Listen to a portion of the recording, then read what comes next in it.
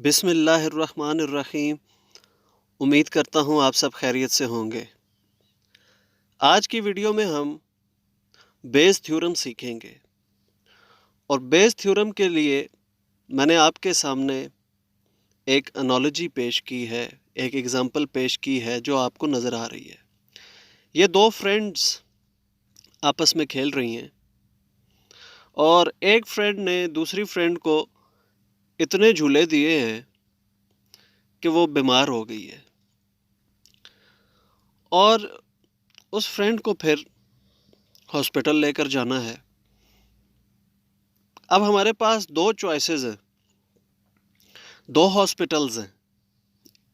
एक को हम हॉस्पिटल ए कह देते हैं, दूसरे को हम हॉस्पिटल बी कह देते हैं। तो इन दो हॉस्पिटल्स में से किसी एक में इस फ्रेंड को लेकर जाना है। तो अब उन दोनों हॉस्पिटल्स में दो तरह की मेडिसिन्स मौजूद हैं और उन मेडिसिन्स से इस गुड़िया का इलाज किया जाएगा। अब एक पर्पल मेडिसिन है और दूसरी रेड मेडिसिन है, जैसे कि आपको नज़र आ रही है। अब हम इसी डायग्राम से बेस थ्योरम को समझते हैं। आपके सामने एक पोर्शन ए को शो कर रहा है, दूसरा पोर्शन बी को शो कर रहा है। ये म्यूचुअली एक्सक्लूसिव इवेंट्स हैं और पूरी सैंपल स्पेस के दो हिस्से हुए हुए हैं, ए एंड बी। फिर एक और इवेंट भी आपको नज़र आ रहा है, ई। ई ऐसा इवेंट है जिसका कुछ हिस्सा ए में है और कुछ हिस्सा बी में है। तो हम अगर यूं कहें कि ई जो है A intersection E union B intersection E से मिलकर बना है, तो ये भी दुरुस्त बात है। तो अब इस फैक्ट को आपने याद रख लेना है कि हमने सैंपल स्पेस को दो हिस्सों में तकसीम कर दिया, ए एंड बी, और फिर उसके अंदर एक ऐसा इवेंट डिफाइन किया गया है जो ए और बी से मिलकर बना हुआ है। अब बेस थ्योरम का सवाल किस तरह पूछा जा सकता है, वो मैं आपके सामने एक सवाल रखता हूँ, फिर जनरल फार्मूला हम बनाएंगे और उसके बाद इस क्वेश्चन को सॉल्व भी करेंगे। तो सवाल ये है कि गुड़िया को पर्पल कलर की मेडिसिन दे दी गई, क्या प्रोबेबिलिटी है कि वो हॉस्पिटल ए से दी गई थी? तो ये सवाल है। तो सबसे पहले मैं ये फार्मूला आपको डिराइव करना सिखाता हूँ, उसके बाद आपको ये क्वेश्चन भी सॉल्व करके बताऊँगा। तो असल में हमसे यहाँ पर जो सवाल पूछा गया है वो कंडीशनल प्रोबेबिलिटी का सवाल है कि क्या प्रोबेबिलिटी है कि हॉस्पिटल ए से दवाई दी गई थी गिवन दैट कि वो पर्पल थी। तो ये सवाल है। तो कंडीशनल प्रोबेबिलिटी का फार्मूला हम यहाँ पर लिख देते हैं, जो कि होता है probability of A intersection E divided by probability of ई।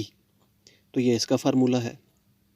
अब इसको थोड़ा मज़ीद सॉल्व करेंगे तो हमारे पास बेस थ्योरम की एक्सप्रेशन आ जाएगी। तो ये हम दो इवेंट्स ए एंड बी के लिए ये एक्सप्रेशन बना रहे हैं। तो ई क्या है? ई मैंने जैसे कि पहले आपको बताया कि ई दो इवेंट से मिलकर बना है। ए इंटरसेक्शन ई, ये जो लेफ़्ट साइड पर आपको ई का हिस्सा नज़र आ रहा है जहाँ दो पर्पल मेडिसिन पड़ी हैं, और बी इंटरसेक्शन ई जहाँ ये तीन पर्पल कलर की मेडिसिन पड़ी हुई हैं। तो इन दो पार्ट से मिलकर ई बना हुआ है। तो हम ई को ऐसे भी लिख सकते हैं। तो अब प्रोबेबिलिटी ऑफ ई फाइंड करने के लिए आपको याद होगा multiplication law for dependent events. A intersection E को हम ऐसे भी लिख सकते हैं, probability of A into probability of E given A. Similarly probability of B intersection E को हम लिख सकते हैं probability of B multiply by probability of E given B.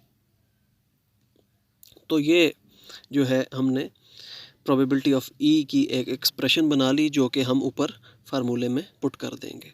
तो probability of A intersection E, again जैसे हमने नीचे लिखा, इसको तोड़ के लिख सकते हैं। यहाँ पर हमने डिपेंडेंट इवेंट्स का लॉ इस्तेमाल किया है, multiplication law for dependent events. फिर नीचे देखें, probability of A into E given A plus probability of B into probability of E given B. ये पूरी एक्सप्रेशन हम यहाँ पर रिप्लेस कर देंगे। अब ये जो फार्मूला आपके सामने लिखा गया है, जो बन चुका है, ये बेस थ्योरम का फार्मूला है 2 इवेंट्स के लिए। तो ये इतना ही सिंपल है। तो मैं मज़ीद आपको इस टॉपिक को बेहतर समझाने के लिए इवेंट्स बढ़ा देता हूँ। मैं आपके सामने 4 हिस्सों में सैम्पल स्पेस को स्प्लिट कर देता हूँ और यहाँ पर 4 इवेंट्स डिफ़ाइन कर देते हैं, A1, A2, A3, A4 और अगेन E ऐसे हमने डिफ़ाइन करना है कि E का थोड़ा हिस्सा हर A के अंदर मौजूद हो। देखें A1, A2, A3, A4 में E का हिस्सा रिप्रेजेंट हो रहा है। अगर हमारे पास इवेंट्स ज़्यादा हो जाएं, लेट्स सपोज K इवेंट्स हैं, A1, A2 and so on AK, अगर हॉस्पिटल्स की आप एग्जांपल लेकर चल रहे हैं तो हमारे पास K हॉस्पिटल्स हैं जनरली, तो उन सब में ये पर्पल मेडिसन का हिस्सा जो है उसको मैं E से रिप्रेजेंट कर रहा हूँ। तो ये देख लें, इस तरह बेस थ्योरम की एक्सप्रेशन लिखेंगे हम। तो अब जनरली अगर एक्सप्रेशन हम लिखें तो कैसे लिखेंगे, ये देखिए, प्रोबेबिलिटी ऑफ ए आई, ठीक है, आई इसलिए लिखा कि ये किसी हॉस्पिटल के लिए भी हम प्रोबेबिलिटी फाइंड कर सकते हैं 1, 2, 3 एंड सो ऑन के, तो जनरली हम आई लिख देते हैं यहाँ पर, ठीक है। तो आई रिप्रेजेंट कर रहा है हॉस्पिटल 1 से लेके के तक को, और नीचे इन सब प्रोबेबिलिटीज़ का सम हम लिख देते हैं। जैसे ऊपर 2 प्रोबेबिलिटीज़ का सम आपको नज़र आ रहा है जो मैंने 2 इवेंट्स के लिए काम किया था। अगर हमारे पास इवेंट्स ज़्यादा हैं तो हम उन तमाम इवेंट्स का सम नीचे लिख देंगे। तो यूँ बेस थ्योरम की जनरल एक्सप्रेशन डिराइव हो जाती है और यही इसकी सिंपल सी डेरिवेशन है। अब आए क्वेश्चन की तरफ। तो हॉस्पिटल्स में तो बहुत सारी मेडिसिन मौजूद हो सकती हैं, तो ऊपर मैंने जो मेडिसिन रखी हुई हैं ये बाकी मरीज़ों की मेडिसिन है। हमारी गुड़िया के लिए सिर्फ ये 2 तरह की medicine, red and purple colour की मेडिसिन दरकार है और गुड़िया को पर्पल कलर की मेडिसिन दी गई है। अब प्रायर प्रोबेबिलिटीज़, ये याद रखिएगा कि बेस थ्योरम के सवाल करते वक्त आपको प्रायर प्रोबेबिलिटीज़ फाइंड करनी होती हैं और ये हमेशा 1 के इक्वल होती हैं, इनका सम हमेशा 1 होता है। अब यहाँ 2 हॉस्पिटल थे, दोनों हॉस्पिटल्स को पिक करने की, चूज़ करने की प्रोबेबिलिटी 1/2 है। तो ये आपको टिप दे रहा हूँ कि प्रायर प्रोबेबिलिटीज़ एक तरह की प्रोबेबिलिटीज़ होती हैं जिनका सम हमेशा 1 के इक्वल होता है। बेस थ्योरम में 2 तरह की प्रोबेबिलिटीज़ आपको दी गई होंगी, एक प्रायर और एक कंडीशनल। तो क्वेश्चन के अंदर आपने हमेशा इनको ट्रेस करना है। प्रायर प्रोबेबिलिटी कैसे ट्रेस होगी कि उनका सम हमेशा 1 के इक्वल होगा, और एक इवेंट ई उसको भी आपने ट्रेस करना है। जैसे इस सवाल में ई ऐसा इवेंट है जो ए के अंदर भी मौजूद है और बी के अंदर भी मौजूद है, ठीक है। तो ई यहाँ पर क्या है, purple medicine. Let E be the event that purple medicine is selected. तो अब हमसे प्रोबेबिलिटी पूछी गई थी ए गिवन ई की, तो वहाँ तक पहुँचने के लिए हमें ई गिवन ए और ई गिवन बी, ये 2 प्रोबेबिलिटीज़ भी चाहिए। ये कंडीशनल प्रोबेबिलिटीज़ हैं।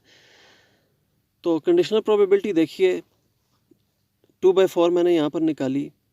देखें हॉस्पिटल ए में 2 पर्पल मेडिसिन मौजूद है, तो इस वजह से 2/4 इसकी प्रोबेबिलिटी आएगी, और हॉस्पिटल बी में 3 पर्पल मेडिसिन मौजूद है, तो पर्पल सेलेक्ट होने की प्रोबेबिलिटी गिवन दैट ये हॉस्पिटल बी से सिलेक्ट हुई तो वो 3/4 है। तो ये हमने सारी प्रोबेबिलिटीज़ निकाल ली जो कि हमने बेस थ्योरम की एक्सप्रेशन में पुट करनी है, जो अभी कुछ देर पहले हमने डिराइव की थी। तो यहाँ पर सिर्फ 2 इवेंट्स हैं ए एंड बी, तो ए एंड बी के लिए जो बेस थ्योरम है वो मैंने आपको बता दिया। अब हम ये थ्योरम आपके सामने लिखते हैं और इसमें ये सारी की सारी प्रोबेबिलिटीज़ पुट कर देते हैं और यूँ हमारा आंसर आ जाएगा, और ये आंसर है 1/5।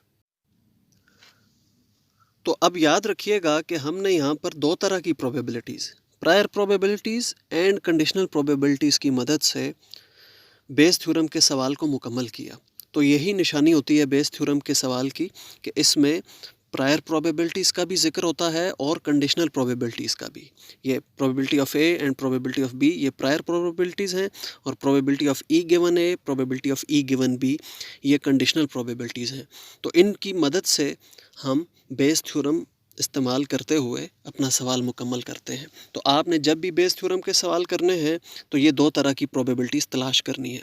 तो प्रायर प्रोबेबिलिटीज़ का सम हमेशा 1 होता है, ये एक आसान सी टिप है। और सम 1 क्यों होता है, आपने फिगर को देख लिया है कि फिगर में हमने सैम्पल स्पेस को 2 हिस्सों में तकसीम किया है, ए बी। तो ज़ाहिर है पूरी सैम्पल स्पेस की प्रोबेबिलिटी 1 के इक्वल होती है, तो उसके अंदर 2 इवेंट्स ए और बी, उन दोनों की अलग अलग प्रोबेबिलिटी जो है उसको जब जमा करें तो वो भी 1 के इक्वल ही होगी। तो ये सिंपल सी टिप है कि प्रायर प्रोबेबिलिटीज़ आपने क्वेश्चन में तलाश करनी है, उनका सम 1 होगा। और दूसरी जो कंडीशनल प्रोबेबिलिटीज़ हैं, जैसे यहाँ पर ई गिवन ए, ई गिवन बी कैलकुलेट की गई, ये जो है आपको कैलकुलेट करनी पड़ेंगी सवालों में। इस सवाल में ये सिंपली कैलकुलेट होगी। अगली वीडियो में मैं कुछ केस डिस्कस करूँगा जहाँ पर ये प्रोबेबिलिटीज़ कैलकुलेट करना थोड़ा ट्रिकी है। अभी इसी सवाल से रिलेटेड मैंने कुछ प्रैक्टिस प्रॉब्लम्स किए हैं, उनको आप अच्छी तरह से समझ लीजिए। वीडियो पसंद आई है तो चैनल को सब्सक्राइब कीजिए और दूसरों के साथ शेयर कीजिए। शुक्रिया।